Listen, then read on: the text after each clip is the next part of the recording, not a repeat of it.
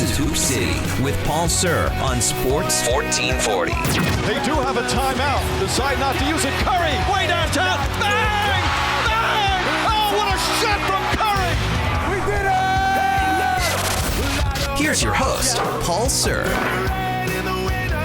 Good morning, everybody. Welcome to Hoop City with Paul Sir. And, of course, the great Josh Fenwick joins me this morning. Josh, how you doing? Well, Josh actually is adjusting the camera there. Now you get the best view of me. And I don't know if that's good or bad since there is a face for radio on the air right now. Oh, there's two now, Paul. Two. Josh, good to see you here today.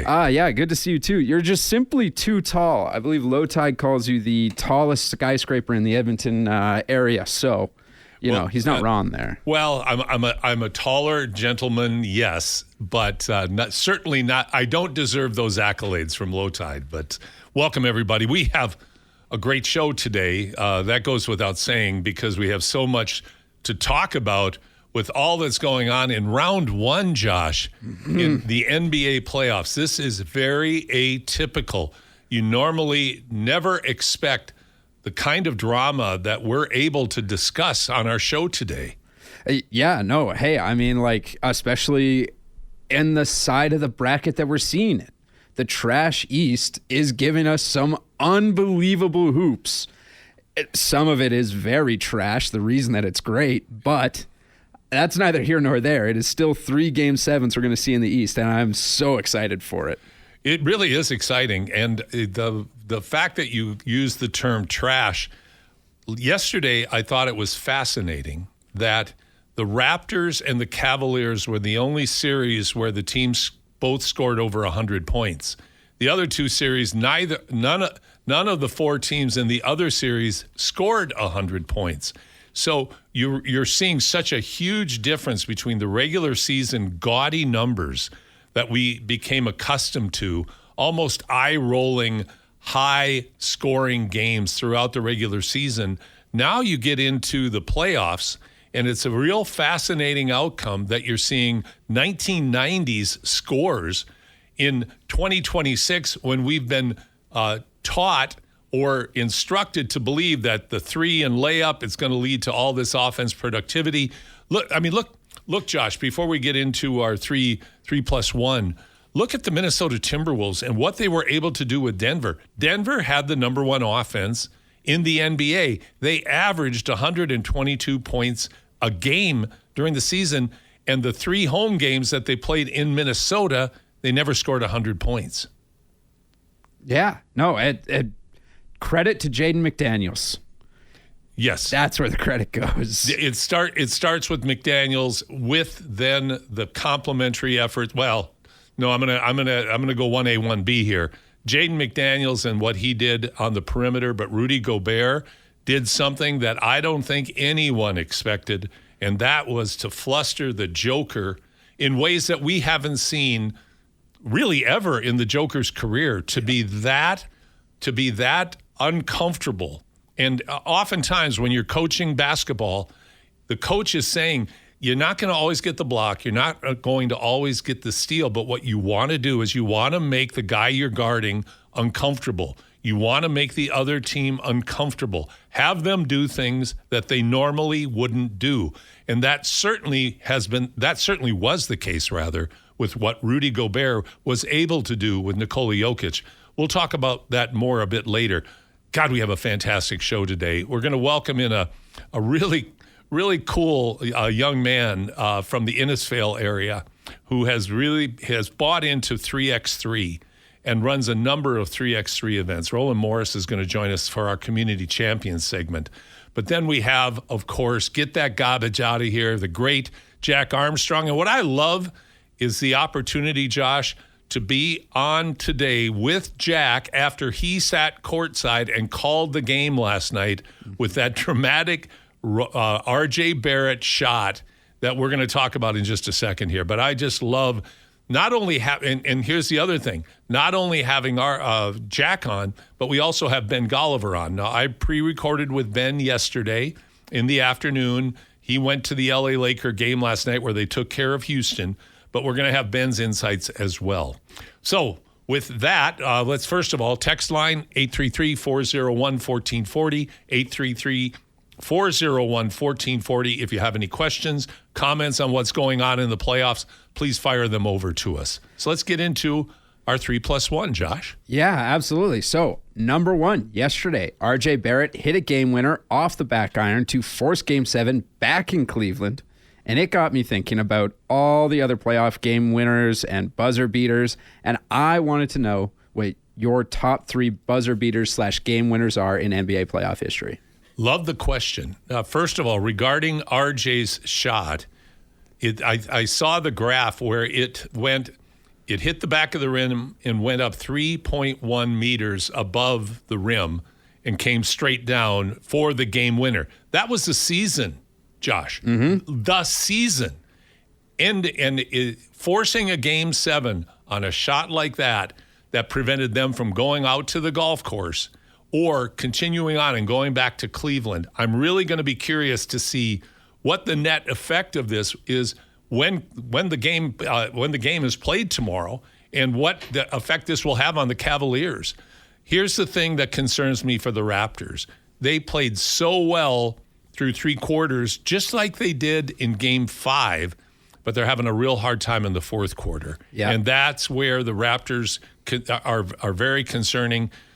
But I think now, though, their confidence is at such a high point, they should be ready to go toe-to-toe when they go back to Cleveland. Yeah, I absolutely agree. Plus, Game 7, James Harden is going to be on the court.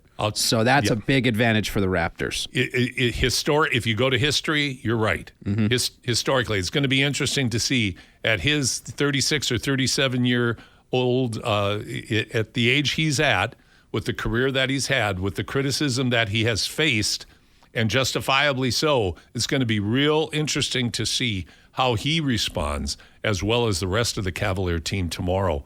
And, of course, the young Raptors. This has really turned into a surprisingly exciting series. Mm-hmm. But let's go to your question. You gave me a chance to share some history. Yes. That would not be like things you're going to hear about shots. The first 2 that I talk about are going to be shots that you're not familiar with. Actually, the first 3. Number 1.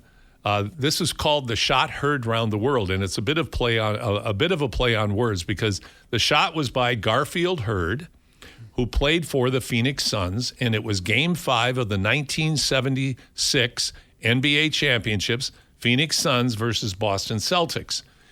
It's many people regard it, and I saw the whole game. Many people regard it as the greatest game ever in NBA playoff history, and that even holds to this day, 50 years later, is it at least has to be in the serious discussion. So let me just quickly paint the scenario for you. We've gone into 1 overtime. Now we're in the 2nd overtime. John Havlicek, and I remember the shot vividly, driving down left side, moving forward, pulls up at about the free throw line, floating forward, banks the shot in to put the Celtics up 111-110. They were down. 111-110. 2 seconds to go. Paul Westphal, who is a Hall of Famer, was a great basketball player, coached for a long time in the NBA. Fantastic player. Paul Westphal cleverly and wisely calls a timeout for Phoenix. The reason that was so clever is because Phoenix didn't have a timeout. So it's a technical foul and 1 free throw. Boston, of course, Boston does not retain possession. So the T doesn't give you possession. And not only that, Josh, you get the ball at half court. Mm-hmm. So Westphal quickly responds, gets the T. JoJo White from the Celtics steps to the free throw line, puts Boston up 112-110. Then Curtis... I can't think of Curtis's last name. Passes into Garfield Hurd, 18 feet from the basket, 1 second to go on the clock. Hurd catches it, turns quickly, fires it up, and it was a rainbow. Ball goes in, 112-112. Phenomenal Descended to the 3rd overtime. Boston wins 128-126. But the shot heard round the world, that was drama. It's sending it into a triple overtime. Shot number 2, Jerry West 1970, Game 3, Los Angeles Lakers versus the New York Knicks in in the Forum in Los Angeles. The Knicks score. Knicks are up 2.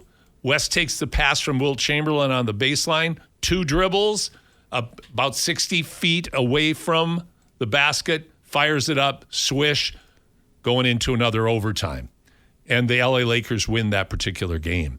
Now, Wilt Chamberlain was jumping up and down for joy, thinking that they won, but at that time you didn't have the three-pointer. Yep. If you did have the three-pointer, the Lakers would have won. But, of course, that wasn't the case.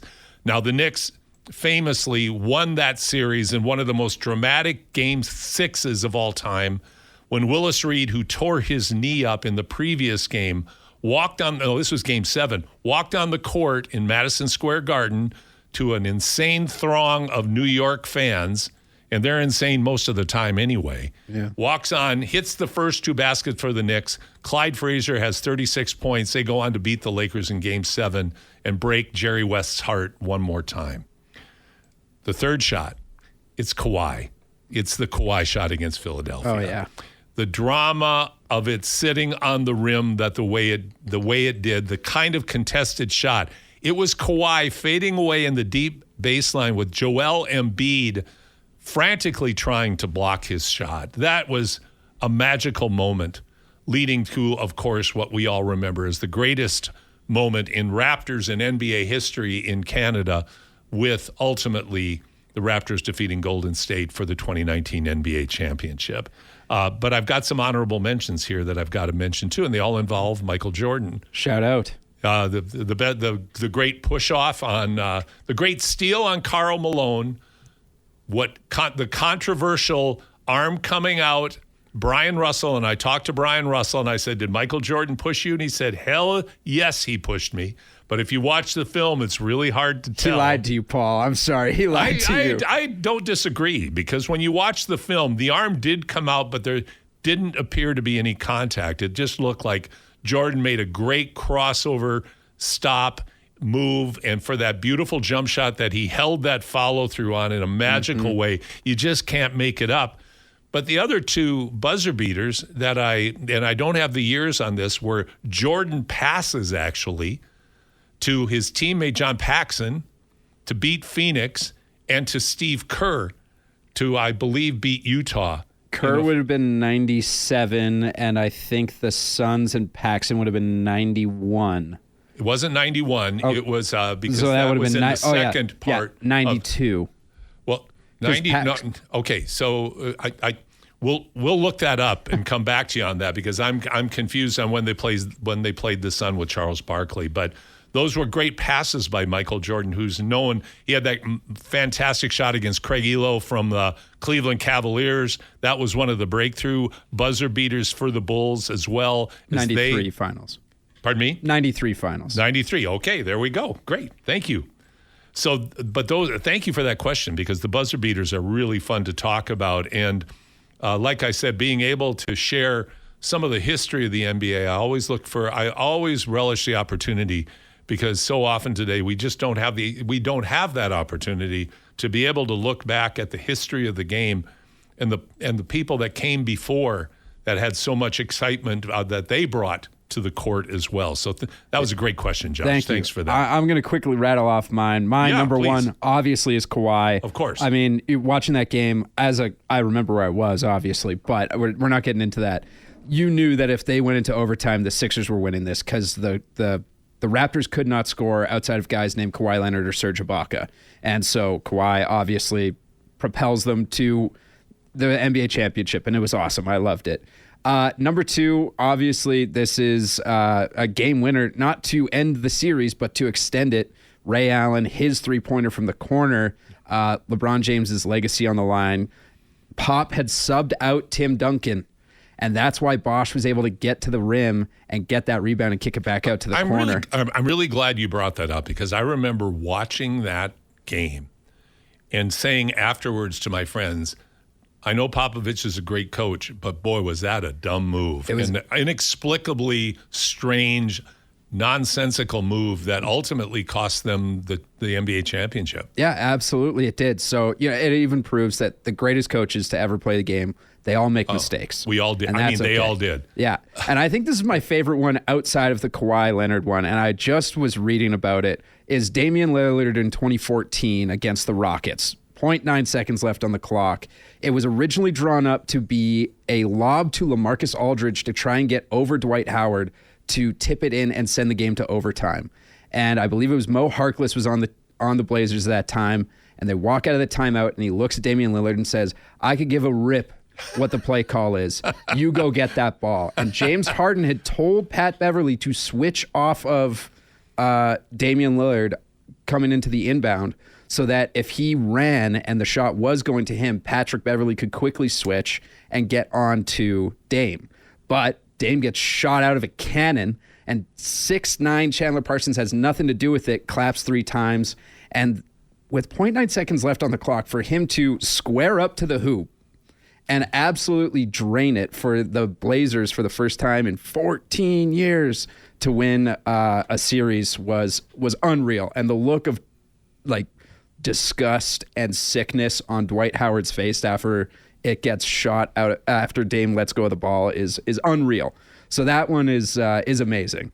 Those are great reminders because that was a phenomenal shot. And buzzer beaters, of course, are always exciting. Yeah. One more I'll talk about, and I don't think it was a playoff shot, but is the infamous Larry Bird telling James Worthy on the Lakers what he was going to do, that he was going to take him off a screen in the wing, and then he was going to fade to the baseline and hit the shot on him, and there's nothing you can do about it. Mm-hmm. Those were the words of Worthy.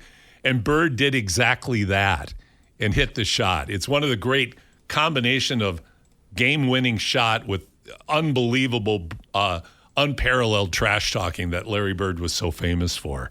So, yeah great conversation, Josh. On to number 2. The Pistons and Magic series has been filled with drama. We get our third Game 7 last night coming up, I guess.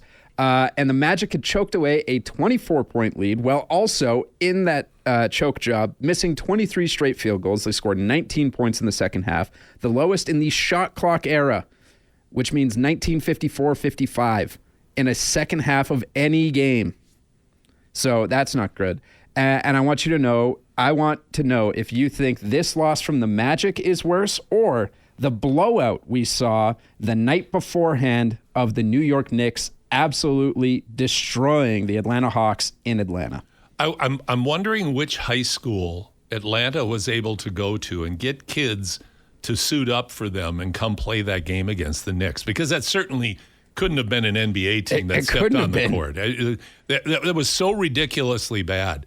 But I think there's a point to be made about both of these games that goes beyond the conversation that you often can have about you're going to have an off night once in a while. There are off nights, and then there are self-imposed off nights where you did not take care of what you can control. Coaches always use the phrase, control what you can control. And no, you cannot control when you take a good shot whether the ball goes in the basket or not. But here's what baffles me. I'll go first to the Hawks. They didn't even show up. Like, they were so mentally unprepared, mentally and physically unprepared. I have some theories that I won't go into right now, but it deals with the modern athlete's mindset and the complete abject failure and giving up so early and having such a lack of effort to not even be willing to compete and to battle. That's number one. Going over to the Magic, shame on the coaching staff as well as the players for allowing that debacle to happen. You have to give credit to Detroit, certainly. I mean, they had to hit shots. They had to play tough, a tough style of defense to rattle and fluster the Magic. But all teams will face streaks where the other team is coming back from having a substantial lead. And it is hard, having coached and played, it is hard when everything is going your way and no matter what you do. In fact, let's look at the Denver Game 2, up 19 in the first half on the Wolves, and the Wolves coming back. but that's in the first half. I think what really bothers me the most about the Magic is they did not do anything to stave off what was happening with Detroit. And by that I mean they kept taking bad shots. They kept taking threes. They panicked. They lost complete control of their emotions and stopped executing at all. And so I think they're both, I would give it a tie. A tie for absolutely abhorrent, almost inexcusable losses or inexcusable efforts on the part of both teams. I think Atlanta's was worse because they didn't even try. Yeah. At least Orlando came out ready to play and then fell apart. Now, they're a young team. There's been a lot of criticism of them. Hopefully there'll be some lessons learned. I think this gives Detroit a huge advantage psychologically. It'll be, you know what? If Orlando comes back and wins the series, that will be impressive, because to lose that kind of game and to come back, that seems almost impossible to me. Yeah. I've flip-flopped back and forth on this a lot. I was like, there's no way it could be worse than the Hawks. And the one that made me go, no, I think the Magic is worse, is the Magic did not score a point for 45 minutes of real time. From 8:46 to 9:31 p.m. Eastern time, they did not score. They missed 23 consecutive field goal attempts. Now, and didn't get to the free throw line. Exactly. Because they're shooting soft jumpers. They're shooting soft jumpers. Yeah, now, credits to Jalen Duren. When they did drive to the rim, he absolutely put his body between them and the rim. And then to break that scoring drought, Paolo Banchero got a dunk that the Pistons just gave to him. But pity dunk.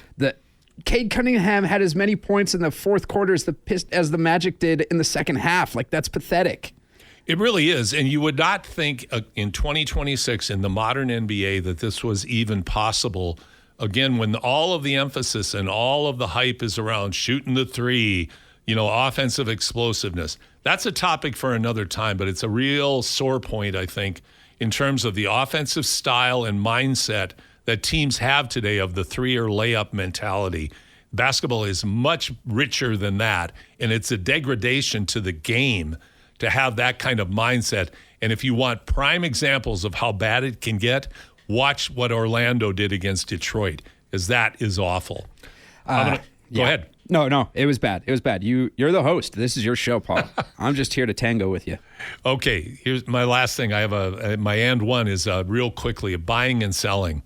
I'm going to buy stock in Jaden McDaniels. We were talking before the show about Jaden McDaniels' defense. Unbelievable. 6'8", 6'9", 7-foot wingspan. So quick, agile, absolutely made Jamal Murray, who had his first All-Star season, but did not have anything in Game 6 that he could muster up against the defense primarily of Jaden McDaniels. But the 1A, that's 1A, but I'm also buying Rudy Gobert. You have to tip your hat to Rudy Gobert. What he did is something that no other center has done, which was to make Nikola Jokic, who classically in tough situations takes the game over in the third and fourth quarters, and he did not do that. He had a good second half. He had good numbers, but he only got 15 shots off. That's because Rudy Gobert stifled him. He did not. Jokic had, for the first time, Jokic did not have answers for Rudy Gobert, who statistically Jokic has dominated throughout their encounters. So Jaden McDaniels and Rudy Gobert buying.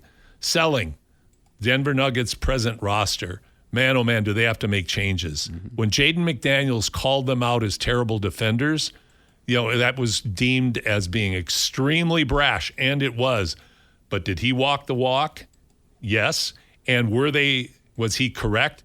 Absolutely. The Denver Nuggets are terrible on defense, and the Minnesota Timberwolves relentlessly prove that with their ability to successfully attack the basket. So that's my buying and selling for today. So we're going to take a break right now. It's a Linda Ronstadt day musically, and we've got all great Linda Ronstadt hits to lead off our segments. And when we come back, we're going to do our community champion segment with Rollin Morris from Southern Alberta, and we're going to talk some 3x3. You're listening to Hoop City with Paul Sir, Josh Fenwick here on your Sports Leader, Sports 1440. Snow is gone. We're thinking spring, so we can't feel better other than if you're an Edmonton Oilers fan. I saw a lot of slouched shoulders, kind of drooping, people walking around a little bit sluggishly around the city, Josh. Yeah, it makes sense to me. I'm not one of them, but that checks out. Okay. We won't go into that, Josh. Your job may be on the line, but we're going to talk right now with a good friend from Southern Alberta, or Central Southern Alberta. And this is on our Community Champion segment that we do every week, where we celebrate champions in our communities, and it's sponsored by the great people at Innovative Benefits. If it's time for you to review your company benefits, personal insurance plans, or investment strategies, talk to Randy Parrish and his team at Innovative Benefits. They will give you straightforward and honest advice with access to the very best products in the industry. Trust the great folks at Innovative Benefits to do what's best for you, best for your family, and best for your business. To find out more, go to their website, innovativebenefits.ca. That's innovativebenefits.ca. We're going to welcome in a young man from the Innisfail and Penhold area. I met Rollin Morris a few years ago. It's pretty well known that I'm very passionate about the sport of 3x3 or 3v3 or 3-on-3, depending on how you want to phrase that version of basketball, 3 against 3. But Rollin has really picked this up in his community and has run a number of events. And so I'd like to welcome Rollin in this morning. Rollin, how are you? Hi, Paul. I'm good. Can you hear me? We can hear you. Absolutely. Perfect. Loud and clear. Welcome to the show. It's been a long time coming, and I know you've been busy with March Madness and all of the stuff I was able to tune into while I was away. So truly appreciate the invite to come on.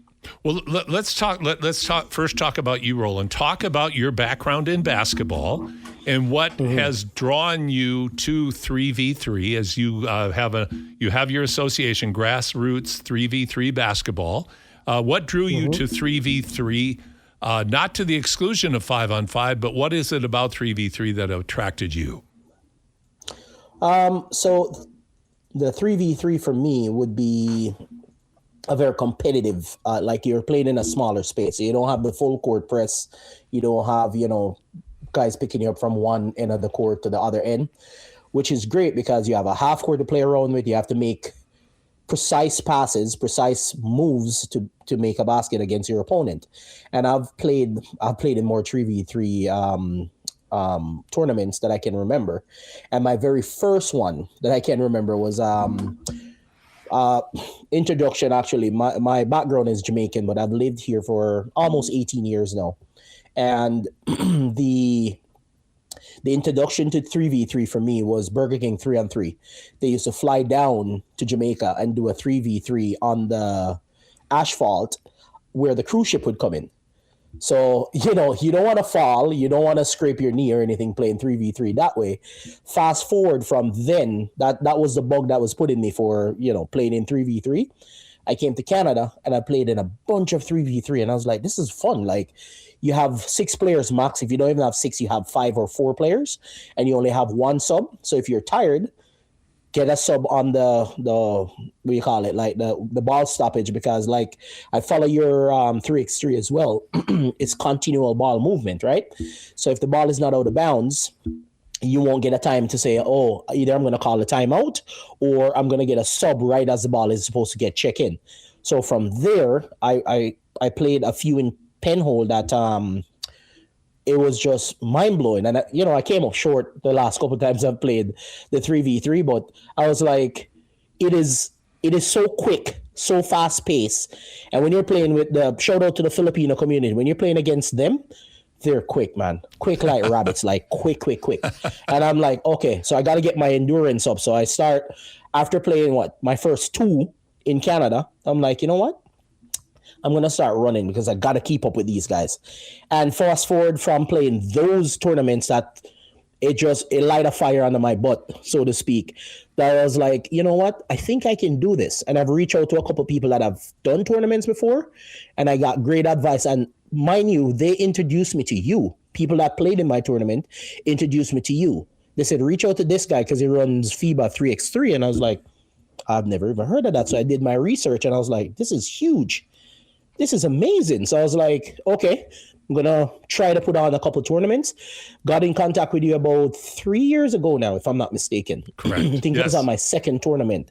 And I fell in love with basketball from watching, the NBA.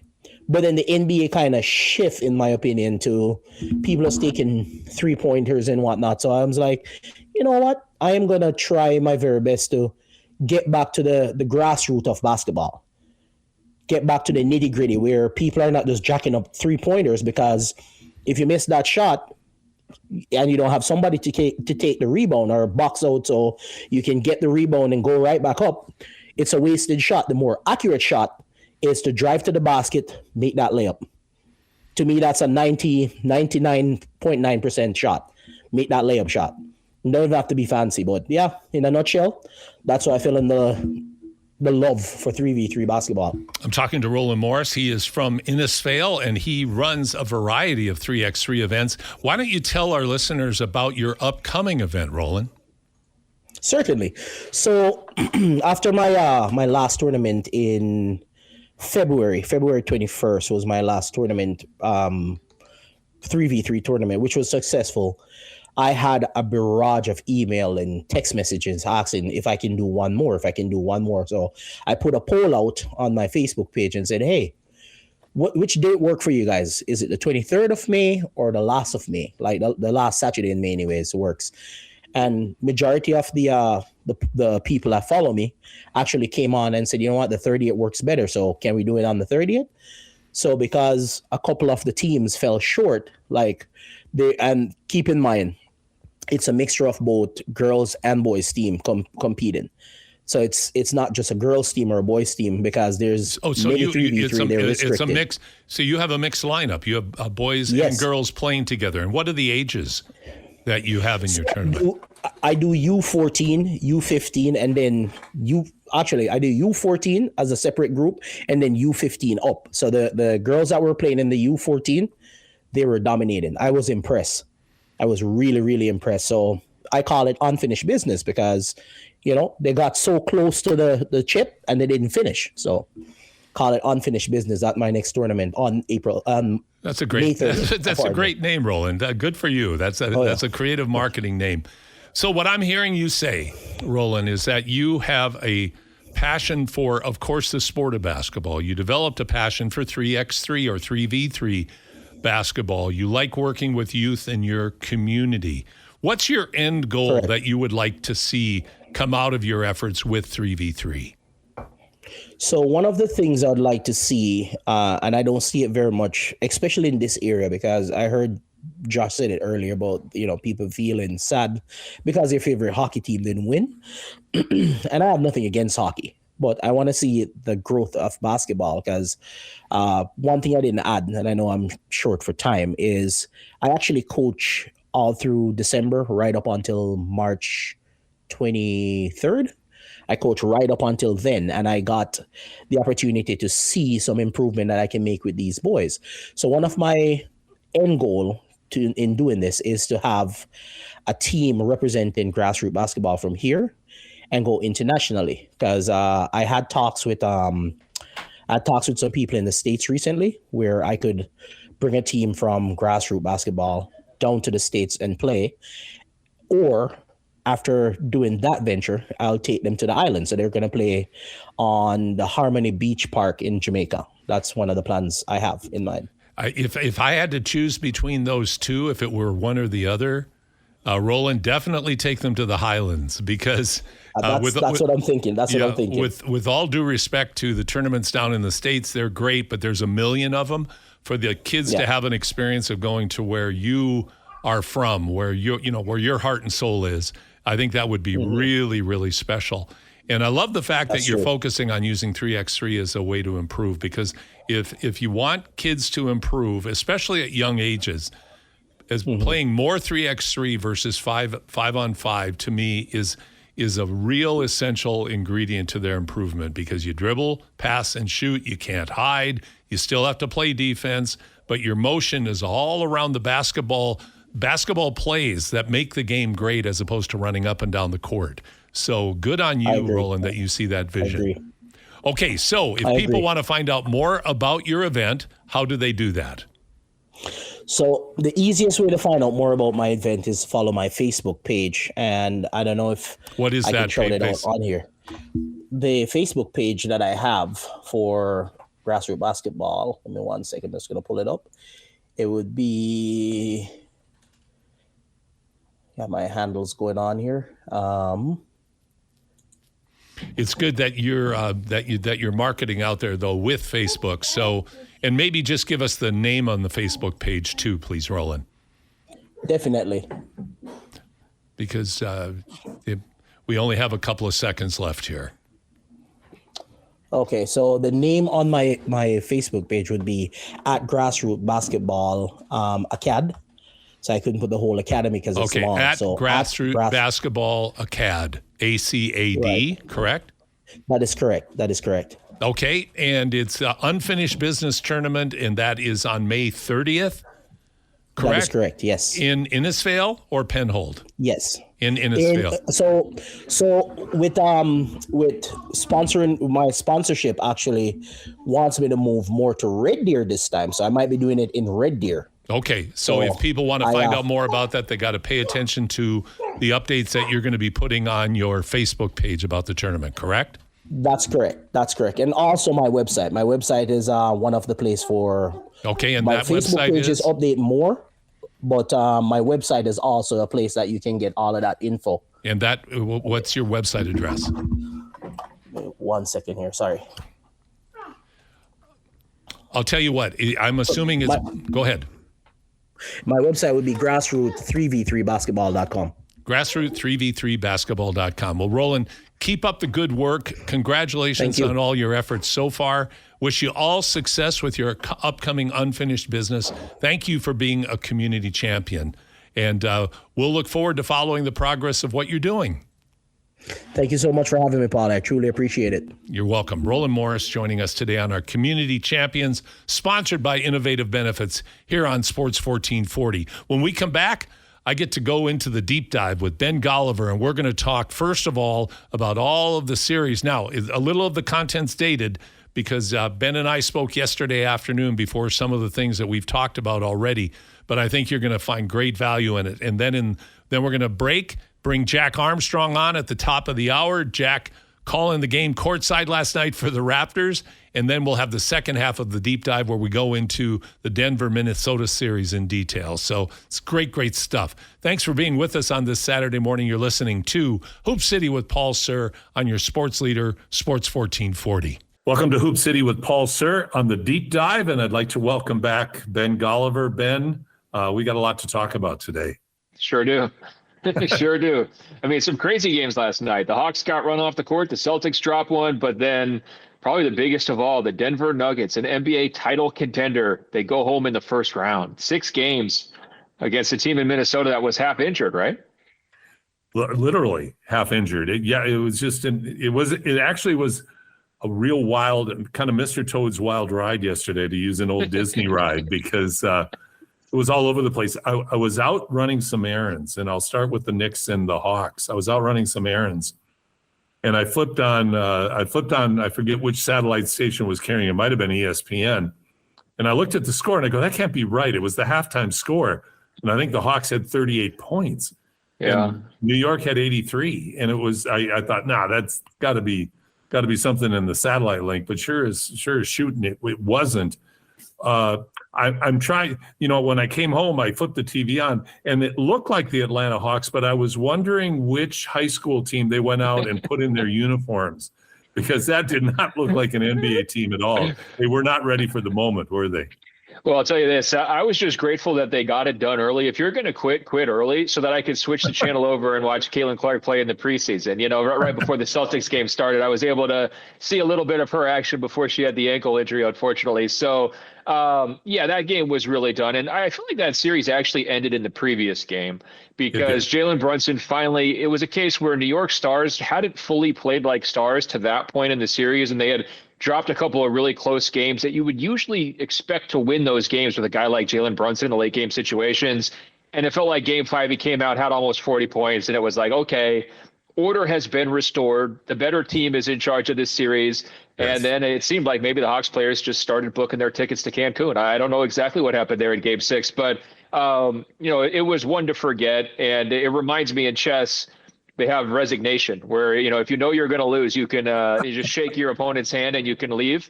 And I felt like maybe Quinn Snyder, if, halfway through that third quarter, if that was an option in the NBA, maybe they could just have a little handshake, with Mike Brown at center court, and everybody could just disperse and go about their business, right? It's just like in Major League Baseball. You don't have to throw the 4 pitches anymore for the intentional walk. You can just wave them down. Could have just brought the youth teams on and have them play in the Hawks arena. That would have been good enough. But I shouldn't say that. A painful ending is kind of like, let's just put it to bed. Let's move on. Knicks showed resilience. That's good. That bodes well for their next round matchup. But along with OKC routing Phoenix, the Spurs running all over Portland, the rest of the series have a bit of a compelling storyline. And one that I would touch on are the Raptors and the Cavaliers. I was writing down like a category of what we expected. And maybe this is a bit of what we expected from the Cavs and the Raptors. We thought the Raptors could be competitive with the series tilting in the Cavs' favor. But do you think the Raptors have enough to go tonight in Toronto in front of a very, very good crowd and be able to find a way to extend this to Game 7? I think so. I've been really impressed by Darko's defensive adjustments and then just their defensive success against Cleveland's guards. There's been a lot of fluctuations in terms of quality of performance from Cleveland's side, which should make you nervous if you're a Cavaliers fan. It should give you hope if you're a Toronto fan. Cleveland's the better team, the more experienced team. They should win this series. I think they'll probably get it done. I do think it'll probably take 7 games, though, just because of how well Toronto looked on their home court and how their defense just really tightened up against Cleveland's offense in those games previously in Toronto. Cleveland, they almost choked it in Game 5. I mean, there was some moments where you kind of thought, wow, is Toronto going to come up and steal this thing and do it? I'm just not sure they're going to be in position to win this series if Brandon Ingram is playing like he is. I don't think you can have a player who's making that much money on your team be a complete dud and expect to get a series where it's so tightly contested, right? Your best players have to play well in the playoffs. They have to be the kind of the driving forces, and they've gotten great contributions. Scotty Barnes has been phenomenal. Murray Boyles has been one of the big revelations across the NBA, in terms of his impact as a rookie. I see everybody saying if you did the redraft, he's top 5 right now, and people are getting pretty excited about that. And it's very well-earned praise. But ultimately, you got a guy making $40-something million or whatever it is. He has to play like it. And Ingram has been arguably the biggest disappointment across the entire postseason. So maybe I've jinxed him into having a big night in Game 6. I don't know. But that's why I still favor Cleveland just because of how he's played in this series. Well, as you keep waiting for, and you think that Brandon Ingram's going to figure it out eventually. Game 4, he finally got over the 20-point threshold, but I think he needed 23 shots to get 21 points. So even in that game, he was still throwing rocks. And like you said, maybe the biggest disappointment, certainly the highest paid disappointment in the playoffs so far. But to your point, Darko has done, I think, a great job. The Raptors have responded well. And tonight, their home crowd advantage is the real deal. With the crowd that they have outside the arena, I mean, the feeling and the spirit in Toronto is pretty unique. It's pretty special. So, from a Canadian's perspective, let's hope they take it to Game 7. Moving over to the unexpected series, though, I think we've got 3, and then we have the big matzo ball at the end when we talk about Denver and Minnesota. But let's start with Orlando and Detroit. I mean, Orlando has been surprisingly strong after a very mediocre and real flat season. Where do you see this series go? Does Detroit have enough to come back from the 3-1 deficit and force a Game 7? Well, Orlando has been so good in this series because they have 5 good players, and they're for like the first time almost all year, all 5 of their good players were healthy to start the series. And so they took control of the series because of that. Unfortunately, they've now lost Franz Wagner. They don't have anyone who can really replace him, and they just don't play as well when they don't have that same 5 core starting lineup group together. And so you see they get 45 points from Paolo Banchero the other night, and they still lose, kind of going away to Detroit because they just can't fill the other minutes without Franz. And so that really has opened the door for Detroit. I'm still going to take Orlando because Detroit won Game 5 with Cade playing out of his mind, shooting the three-pointer very well. They have just not been able to generate enough offense around Cade and enough three-point offense. So I think Orlando will be able to win Game 6 and win it ugly. But I don't want to rule the Pistons out because the dynamic of this series has shifted with Franz Wagner injured. I also think that's an issue for Orlando if they do win this series going forward. I will be picking against them in the second round, especially if it's Cleveland that they wind up facing, because they don't have the margin for error to suffer injuries. That's why the record wasn't so good during the regular season. As soon as somebody would go out, well, it's panic time. Offense looks bad, and now they can't score enough, right? So, this has been a very interesting series, and I don't think Orlando is getting enough credit for being an 8 seed beating a 1 seed. I don't know if the NBA intelligentsia really is treating Detroit like your typical number 1 seed because they're the new kids on the block and because they have kind of a flawed roster and they have 1 star with Cade and really no other great secondary guys. But we've only seen it basically once or twice in the last 20 years where an 8 seed beats a 1 seed. If Orlando finishes it off, they deserve a parade, even if it's ugly. Might be a small parade, but any kind of parade will do. That's right. Boston and the Sixers. This here's an observation I had when I was watching the game the other night. We did not think Boston was going to be this good this entire year, and they surprised all of us. But what is coming through to me is, well, first of all, let's look at Philadelphia.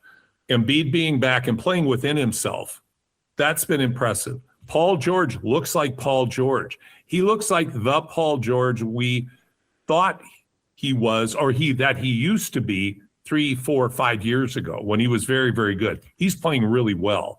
And the rest of the Sixers have rallied around that. I mean, Maxey and Edgecombe, they played great. So you have a revitalized, energized 76ers, again, healthy, as you indicated about Orlando for the first time in a long time, if not all season long. But I also think it shows some of the inherent weaknesses within Boston, who I think going into the playoffs, we thought might be the only legitimate Eastern Conference team that might be able to run with OKC. But right now, certainly the series isn't over. You can't pass judgment completely, Ben. But when I look at Boston, I go, man, there's some gaps there that I think are being revealed now in the way that Philadelphia is playing. And you're looking at Boston and go, well, maybe they're not quite as saucy as we thought they were. They were a great regular season team, but they had some limitations, right? The front court depth was not great, and they're just kind of patching it together with the big guys. Of course, they had to wait for Tatum to come back, and so Tatum and Jaylen Brown didn't get a whole lot of time to spend together and play in big moments this season. And then, also with their depth, it's a lot of hustle players without proven track records. And so you wonder, are those guys going to turn into pumpkins in the playoffs? And, it hasn't been a disastrous series for Boston, but certainly people thought they were going to wrap this up more quickly. I see a couple of key things on Philly's side. First of all, your point on how they're using Embiid is dead on. The first game back, he just ruined everything. I mean, he wanted the ball. He wanted the stats. Edgecombe's not getting to touch it. He took almost as many shots as Maxey and Edgecombe together. And I'm thinking, why did they bring him back? This is crazy. But what they were able to do in the second game with him back, and then especially in Game 6, the offensive balance between all their pieces was as good as I've ever seen it with Embiid and his teammates. It was not about stepping on toes. It was not my turn, your turn, who's going to dominate the ball. It was Embiid, it was Paul George, and it was especially Maxey providing all sorts of difficulties for Boston's defense. Boston cannot stay in front of Tyrese Maxey off the dribble. It's a huge issue. He's getting wherever he wants to go. You compare it to their championship season where Luka had to work hard for everything. It's just coming so much more easily for a guy like Maxey. Of course, Boston doesn't have Drew Holiday anymore. Derek White, I don't think, has had the best series. And their wing players like Jaylen Brown and Jason Tatum are more equipped to guard a guy like Luka, who's bigger, stronger point forward than they are a real quick little slithery guard like a Tyrese Maxey. And so Maxey is just winning his matchup. I won't be surprised at all if he wins this series for him. I can see Philly going into Boston Game 7. They haven't beat the Celtics since 1982 in the playoffs.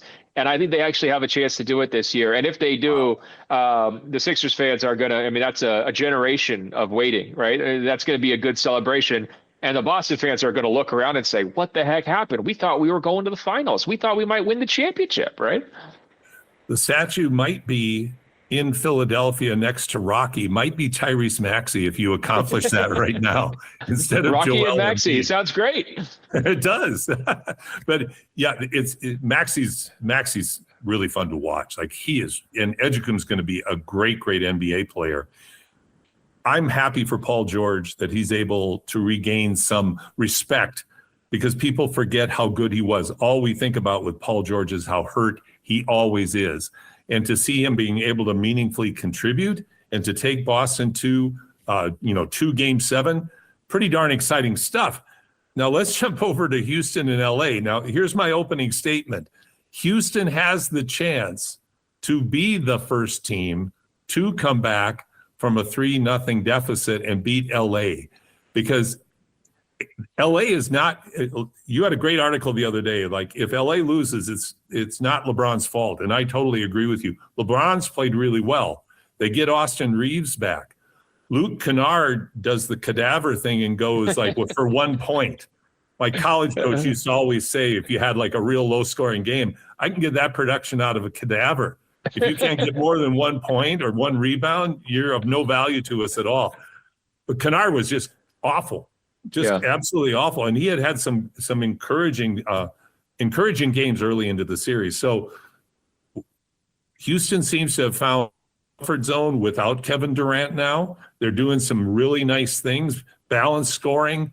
That I think gives them a little bit of a weakness from the standpoint of who's going to be able to fill it up when they need it filled up, which KD did for them all year. That could be their downfall. And I don't wish this on LA because I thought it was really a neat story to have, if I can use that 1950s colloquial term, to have LA be able to go up 3-0 with LeBron and without Luka and Reeves. So what are your thoughts on where the Lakers stand right now in their series with Houston, Ben?